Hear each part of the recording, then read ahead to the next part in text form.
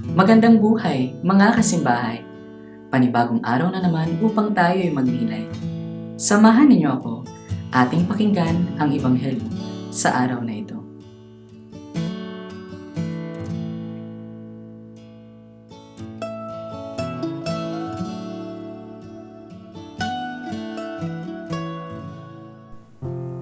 Ang mabuting balita ng Panginoon ayon kay San Juan.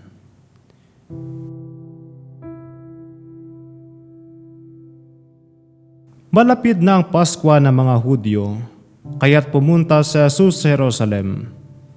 Nakita niya sa templo ang mga nagbibili ng mga baka, mga tupa at mga kalapati at ang namamalit ng salapi. Gumawa siya ng isang panghagupit na lubid at pinagtabuyang palabas ang mga mangangalakal, pati mga baka at tupa. Isinabog niya ang salapi ng mga namamalit at pinagtataob ang kanilang mga hapag. Sinabi niya sa mga nagbibili ng kalapati, "Alisin ninyo rito ang mga iyan. Huwag ninyong gawing palengke ang bahay ng aking ama." Dahil dito'y tinanong siya ng mga Hudyo, "Anong tanda ang maibibigay mo upang patunayang may karapatan kang gawin ito?" Tumugon si Jesus, "Gibain ninyo ang templong ito at muli kong itatayo sa loob ng 3 araw." Sinabi ng mga Hudyo, 46 na taon na ginawa ang templong ito at itatayo mo sa loob lamang ng 3 araw? Ngunit ang templong tinutukoy ni Jesus ay ang kaniyang katawan.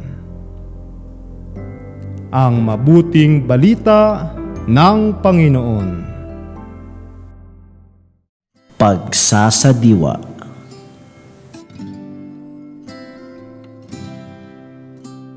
Alisin ninyo rito ang mga iyan.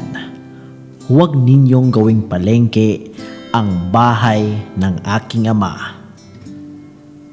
Kung alam nating mahalaga ang ating katatagpuin, hindi ba nag-aayos tayo ng lubos? Mag-aayos tayo ng sarili, ng bihis, maging sa pananalita bilang tanda ng paggalang natin sa taong ating sasalubungin.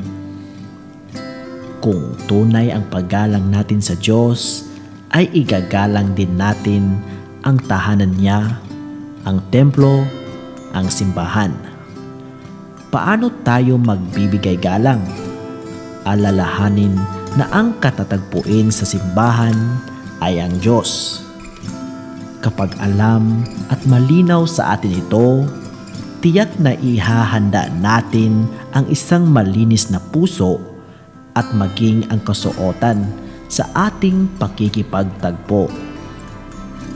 At kung dalisay ang ating disposisyon, hindi tayo gagawa ng mga bagay na makababastos sa tahanan ng Diyos. Humingi tayo ng tulong mula sa Diyos upang palakasin niya tayo at maging karapat-dapat humarap at tumanggap sa Kanya. Pagsasagawa. Bukod sa simbahan, tayo ring mga tao ay templo ng Diyos.